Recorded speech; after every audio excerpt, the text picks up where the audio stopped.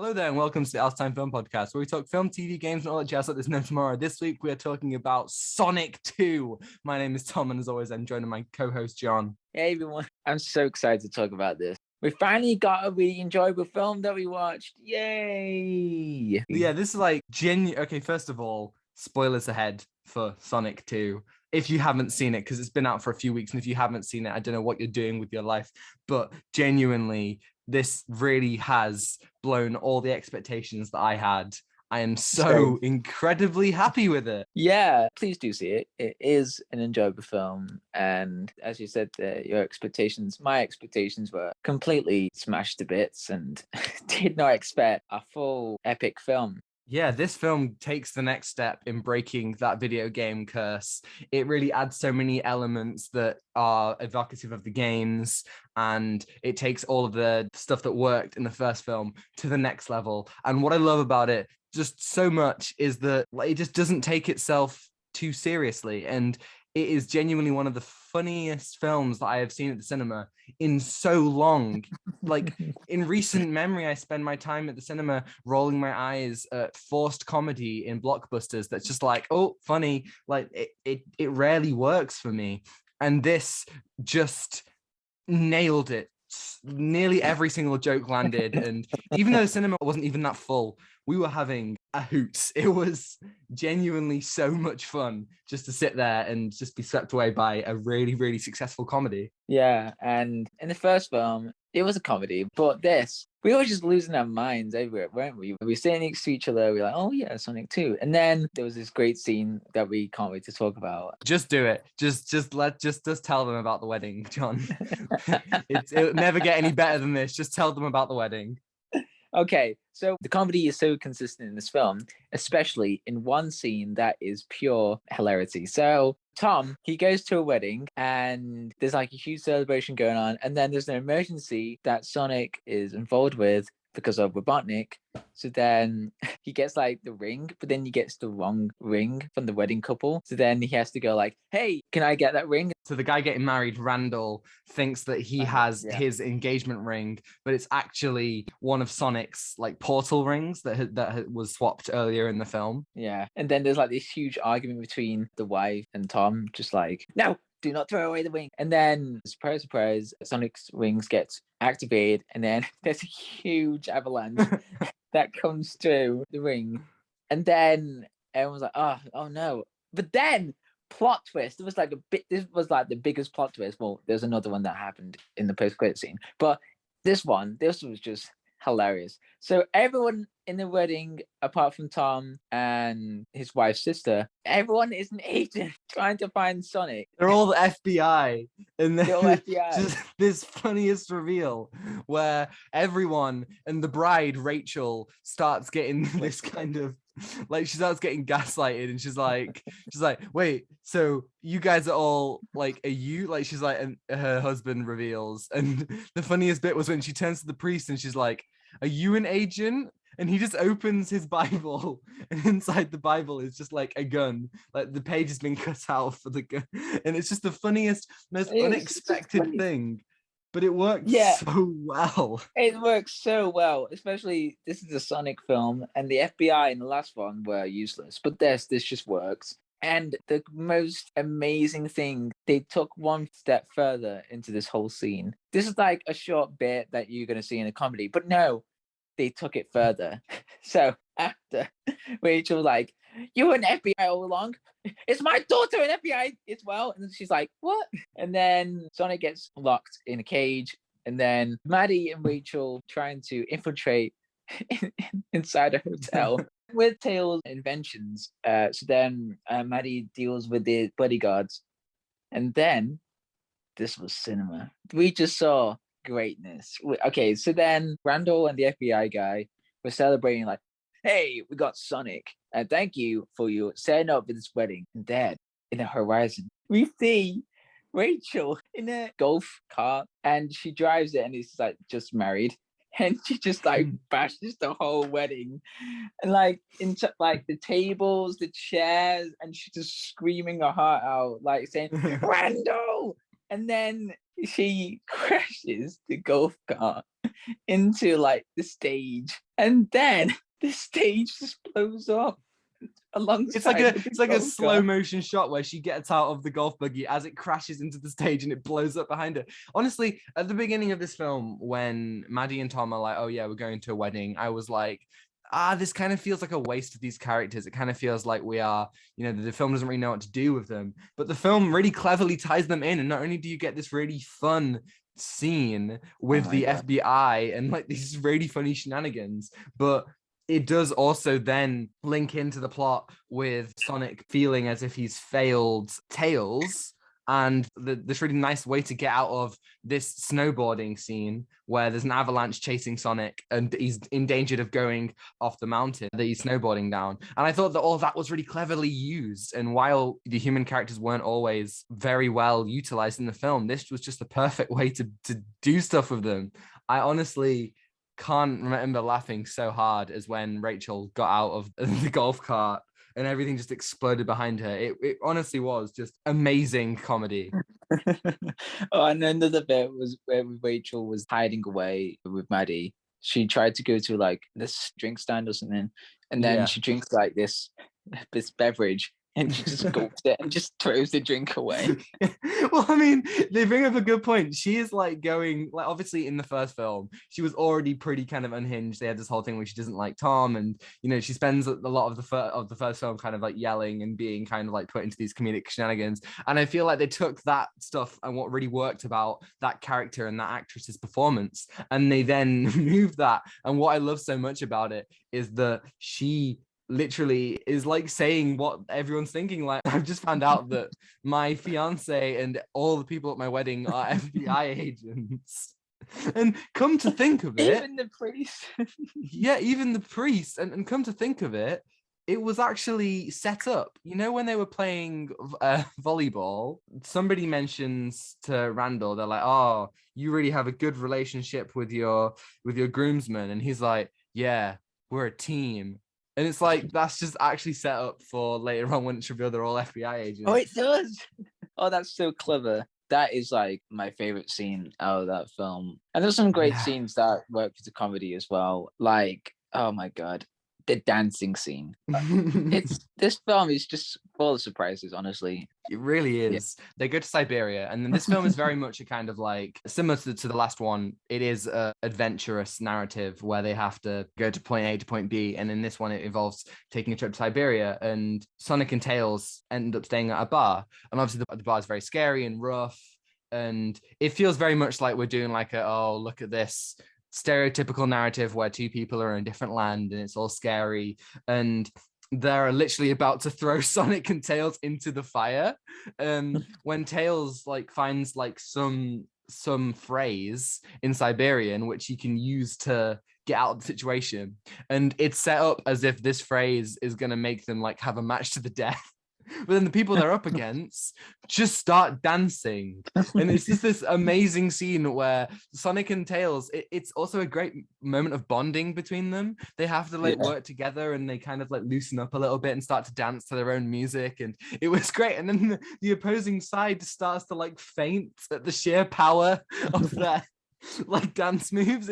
It's ridiculous, but it's also so fun and so heartwarming. They took all the best elements of comedy in the first film and they just ran with it, and a lot of the stuff that I didn't like about the comedy in that film is left behind. There are a couple of moments that I really hated, like when Robotnik does a floss. I mean, that was painful. That was painful to watch.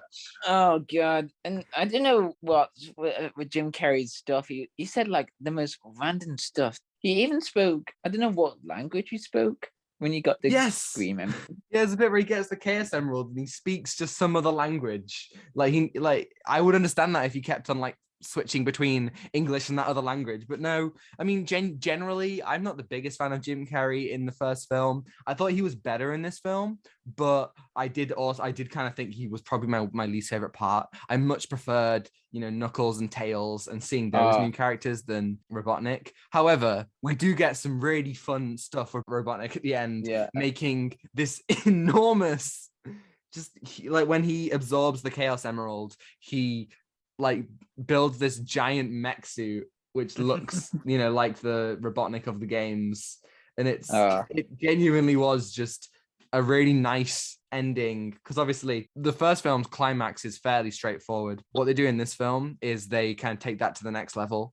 And I think that it was really cool to see, you got Sonic and Tails and Knuckles all working together. Meanwhile, Tom and Maddie have their own little role to play. And I just thought it was all just really, really cool. yeah, and it was very surprising because Knuckles and Tails are like the new characters, but it works so well for Sonic's arc in the first film that you wanted to have new friends or new people to be with because he was alone. And then in the sequel, it was so wholesome and heartwarming, like at the end where he plays baseball. Yes. Oh my god, that was so wholesome. And fun fact, Knuckles in the games actually like grapes. Oh, Have you really? heard that? So when he talks about grapes at the end, Yeah. that is a nice little thing. There were some really nice references to video games. I mentioned the robot at the end looking like Robotnik. There are a couple of other things, like when Robotnik absorbs the Chaos Emerald, he looks briefly like he does in the games. And you also can see there's a moment where Agent Stone is picking out outfits for him, and you can see the classic Robotnik outfit with like the fat suit. Like, that was really fun. I think Tom's ringtone is a Sonic theme. Obviously there's the amazing moment before Sonic has to run to the final thing where he kind of like gets ready and he says, gotta go fast, which was just a really cool moment. That there was some really simple but effective things in this film that I just thought were really, really cool. I especially think the pop culture references this time weren't so obnoxious. Obviously there was stuff like Jim Carrey flossing, but there was some really cool things like when Tails and Sonic discover these two raging tribes and Sonic references Vin Diesel and The Rock. Just funny. I mean, I guess just whenever Sonic references Fast and Furious, it's good. But like, yeah, that was really fun. And the whole Batman thing at the beginning where he's like, blue justice. That was so funny. Oh god, yeah. And the opening was great with like Eggman on the mushroom world. Yeah, the mushroom world. And it was really good like to see what he did. Because I remember in the first one that he said like, I'll be back home by December. Yeah, he says I'll be home by Christmas. You got it wrong, Robotnik. Yeah, you idiot. But no, it was really cool to see that these are the characters that we know from the first film. But then in the second one, it just takes it to another level with like insanity. Yeah, that first when the portal opens and Robotnik takes out these three guys, and then the first thing you see of Knuckles is his silhouette just standing there, and it was so cool. I kind of almost wish that we didn't. Yeah, I kind of almost wish that we didn't know Knuckles was going to be in this, and that was the first thing we saw of him. That would have been really cool. I really, really enjoyed him in the film, like his whole arc of it's just realizing that it isn't just black and white, and he's not the only victim of what happened that day, and that there is more loyalty to be had than just looking for power. That's not the be all and end all. It's like at the end when they're talking about baseball, and he's just kind of learning the concept of fun. I like that kind of stuff. He's not. His whole life is powered by this quest to get the Chaos Emerald, and once that's over, it's obviously like. He realizes that everything that he's put his mind to isn't all that there is to life. And I just thought that was so cool. That was really cool. And Knuckles was the really fun character in this film. Like, he just had the funniest lines. At the end, when he gets on the car, it's like, yes, my chariot. And just jumps into it. It's just like bash. There's a moment when Tails is flying Knuckles to the final battle, and Tails is like, "Whoa, you're heavy," and Knuckles is like, "I am 1000% muscle." It's just like, honestly, it's a great performance by Idris Elba as well. He really played it well. I liked it. But I think it was really, really cool to see Colleen O'Shaughnessy play Tails because she plays him in the games, and I think that. Not only is it great to give a voice actor this kind of sway in a big Hollywood film, but also I'm sure there's a reason why they were cast again, because they're really, really good in that role. Yeah, I agree. And Tails was like a really good thing for Sonic, like his art was like trying to take responsibility and he was trying to take care with Tails. And you can see that clearly when he gets knocked out and trying to save others. And there's some really good arcs in there as well. So yeah, and I thought that was really cleverly extracted from the first film and put it here so clearly. So yeah. Yeah, they don't just repeat Sonic's arc, which is something that sequels can fall into the trap of doing. They take Sonic to the next level, and I feel like that is the right decision to make. They make it so, well, obviously he's made a friend and he saved the day, but now he's kind of like, knowing that he can use his powers in this way, he's kind of using them a bit recklessly. And there is an amazing scene at the beginning, obviously, with the Batman stuff, with where he's like blowing stuff up left, right, and center, not really having any regard for general destruction. Where they used like classic music when all the manholes like explode, which was really fun. They did the same song from the Kingsman, which I thought was just great to see that used in a fun way in another film this year. But what I liked about that is they're using Sonic and his relationship with the other characters again to their benefit, and it was really cool. They knew what to do with him, and they didn't just have him be there. And they make all of the scenes that don't really have plot relevance, like the dance battle doesn't have any plot relevance, but they make it important to the arc of the film and for Sonic's character, even for Tails' character. I just thought that stuff was really, really cool. And they add little things to Sonic, like he doesn't like water, and so like at the beginning he's like he's fishing and he falls in and he's like, this is horrible, he can't swim. And then at the end he has to like face it and like run on these waves, and even to the point where at the end he goes back and saves Knuckles again. Like, it was just really simple but really effective storytelling, I thought. Yeah, really good visual storytelling that I really liked. Well, this is gonna be obvious, but did you see like when Tom swaps the wings? Did you see that bit? Yes, when I did. Yeah, I did. I was even tempted to whisper to you, oh yeah, that he's accidentally stopped the rings. Yeah, but that was really cool. Like the visual details. Like, yeah, there's a lot of work into this whole film. Yeah, the CGI I would say is a lot better generally, but it did sometimes, because for a lot of the time Robotnik is on his own with Knuckles, or right, like it does just look like Jim Carrey standing on a blue screen with entirely CGI environments around him. And while I do think that it all looks great most of the time, there were some times I'm just like, yeah, no, that is a bit weird seeing them together when it's just him in this whole environment around him. Yeah, and the introduction to Knuckles was awesome in that whole opening minutes. I also love how they expanded the lore as well. There's a lot of cool things that they did, like with Knuckles' tribe, and they give us more context as to why they attacked Longclaw at the beginning of the first film and why Knuckles is the only one left, and they give us a bit of context as to who Longclaw is. You get to know that Sonic still misses her, and I like that because she kind of was just there in the first film for context. If anything, this film makes the first film better as well. Like, it's a very lovely companion piece. It's not just like a second adventure. It does feel like there is this kind of arc, and it makes me wonder how the third film, is it going to be a different adventure, or is it going to continue this arc and an overarching story? I do wonder that, because obviously, as it revealed by the post-credit scene, we got Shadow, baby. Oh my god, we watched this in the cinema, and I think we were just the only two people freaking out.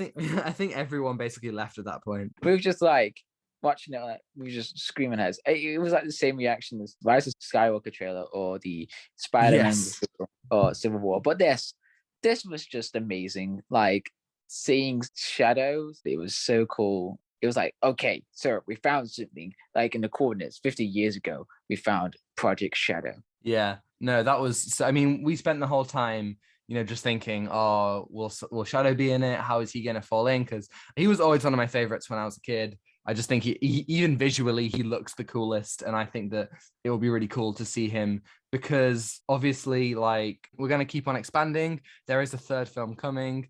It'll be cool.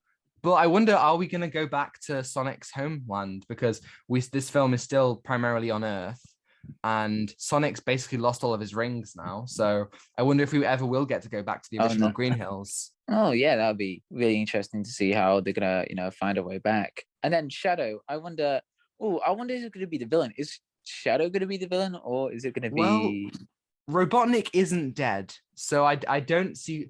I do think they're gonna want to use Jim Carrey again, because everybody loves Jim Carrey, and of course. I think there's a reason why they had that bit at the end where they're like, oh, we still can't find his body, and Agent Stone's there like, yeah, no, I definitely think that Robotnik's going to be back. Oh, Maybe he'll team up with maybe, Shadow in some way. or maybe Robotnik's in a different form. Like, Maybe Robotnik's spirit goes into Shadow. Whoa. whoa, That's too far. no, that's too far. Oh no, we don't. No, we can't see that, Tom. No, that's gonna work. Who could play Shadow? That's the question. Keanu. I mean, that is a good idea, actually. That is, but wait, okay, but we know that Keanu exists in the Sonic universe because of speed. So does that mean that if Keanu plays Shadow, that Sonic will know who he is, like recognize the voice and stuff? Because Keanu's got a very distinctive like voice and delivery. He does. That would work actually with Shadow, but we'll see. I'm really interested to see who's going to be the villain in the next one, but it is going to be Shadow. But yeah, I wonder if it will revolve more around the Chaos Emeralds, because obviously at the end they reforge the Chaos Emerald, and also you get the amazing scene where Sonic absorbs them and he becomes Supersonic, which was so cool. It looked visually awesome, and I'd love to explore that a bit more, just to see him or go all Super Saiyan on us, because that's just cool. Yeah, it was a really cool reference to the games. I don't know which one it was. It was like Supersonic, or is it Golden Sonic? There was a game. I think it's Supersonic. Right. Yeah, because it is a reference to like one of the games where he becomes really powerful. Yeah, and it was so cool. There were so many cool moments that I really liked in this film. I loved the snow scene. The snowboarding, it was really cool. We got another one of those kind of Quicksilver moments. Yes, that's what I was about to say. The Quicksilver. Oh yeah, they didn't like abandon that. Like they showed it like once, like for that, like you know what Sonic is. So I'm glad they didn't like massively forget about it. So yeah, and there was a really cool CGI with like Robotnik possessed the emerald. Like he's just like Dr. Manhattan, like taking all the material away. Yeah, with the metal and like becoming this massive robot, and that was so cool.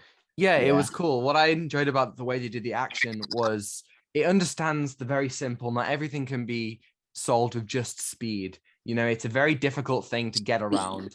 Like you can't just like Sonic can't just destroy every problem, like just from running fast. You've got things like running down this cliff isn't going to help. You're probably going to break your legs. So he's got a snowboard down, right? Like you can't just be doing this kind of Quicksilver time in a bottle thing every single time. And I like that. I like at the end, Sonic and Knuckles and Tails are all working together to get into the Robotnik robot until obviously Sonic becomes Supersonic. And obviously that's something that maybe we'll explore a bit more later. And again, in the first scene where Sonic meets Knuckles, obviously we all saw it in the trailer. Sonic just goes for him and Knuckles is like, I don't need your power, mate.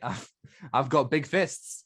And he just absolutely destroys him. And if it was not for Tails, he'd probably be killed right there and then. Tails just like absolutely like destroyed him with the car, just like bonk, just like that. Yes. Yeah. Tails had some cool gadgets as well. Like when he comes in at the end, he's got a plane from he found a plane somewhere, a plane with special guns. Apparently, maybe the FBI gave it him. I don't know. FBI just gave Tails like an FBI plane, I guess. Well, lucky for you, Tails, we have a plane that is exactly your size. I really like the fight scenes between Knuckles and Sonic when they're in the temple place, and it was really cool. Like when Knuckles was like, "Why won't you stand still?" And then Knuckles, and Sonic was like, "Oh, well, you're terrible at punching." He's like getting angry and just trying to punch him. Yeah, it was really cool. Like I liked the obviously in the last film it was basically all fighting in cities and towns, but this time we got the opportunity to fight like in snowy areas, underwater, like in like a temple. It did feel like different levels in a Sonic game, and I thought that was really cool. And God, I hope that the third one is just as good, if not better. I would really like it if they stuck the landing and made a really, really solid trilogy. Oh yeah. Imagine it was going to be like the end game, like it was going to be crazy. Well, as we kind of were talking about earlier, the Sega logo definitely includes a lot of Sega properties. Maybe they're going to make the Sega Cinematic Universe. How many characters are there in the Sonic universe? Because I mean, There's at least a couple more after Shadow that they can use, right? I think there's a pink one. Wait, yeah. What's the name? Wait, Sonic characters. Amy. Amy. Yeah. So we got Amy, we got Silver, and then there's Rabbit, Metal Bats, Sonic. Cats. Metal Sonic. There's who the hell's Fang the Sniper? What's going on? Wait, Fang the Sniper. What? Who's Sonic the Werehog? What does that even mean? Vector the Crocodile. Oh, I remember Vector. Ray the Flying Squirrel. Yeah, no. Mighty the Armadillo. Who's Gerald Robotnik? Is that like Gerald? Honey the Cat. Safe to say that they have enough characters to make 10 of these films. Yeah. What are you going to give it out of 10? 8. I agree. I'm with you on that. I hope they make a third one. I mean, apparently they are, but I hope they make a good third one. Yes. I hope it's going to be like so dramatic. It's going to be like groundbreaking. I don't know, but I had a blast watching the sequel, and it was still unexpected. Yeah. I hope they like continue the wedding story, like the aftermath. Oh my God. We start the next film with couples counseling, and it's just like, so why are you here today? Well, it all started on our wedding day. And then the next film is actually just a spin-off about Rachel and Randall. And it's called Rachel and Randall Forever. Like forever, like on the plane. Yeah. Sega, call me. Paramount. Thank you for listening. Again, we enjoyed this film so much. Yes, and hopefully we can continue that streak, because next week we're going to be doing The Avengers for the 10th anniversary of The Avengers. So that, which is like extremely exciting. I haven't watched Avengers since I think 2019. I think I watched it before Endgame. So we're going to be watching the original Avengers Assemble in this country. But like, yeah, I'm super excited about that. And then we've got a big Marvel kick coming. We've got Doctor Strange, we've got Moon Knight, we've got Thor. It's all happening. So, stay tuned and subscribe if you want to see more. We also did the first Sonic. You can watch that. And we've done other things as well if you're interested. And leave a like if you enjoyed this video. Please definitely go and see the film. Follow us on Twitter and Instagram at Alstine Film Pod. Give us an email with your questions and suggestions for other pods, and just like ask or your general thoughts on Sonic or anything else that we've talked about at alstinefilmpod@gmail.com. Thank you again for listening. If you got this far, tell us your favorite scene in Sonic 2 if you have seen it. But if it's the wedding scene, yay. If it's something else, boo. Anyway, we will only accept the wedding scene. Only the wedding scene. Be good and be safe. Okay. Woo. Oh, okay. You're talking to me. Okay, yes, I will. I promise. Take what you're given. Give nothing back. Goodbye. Goodbye.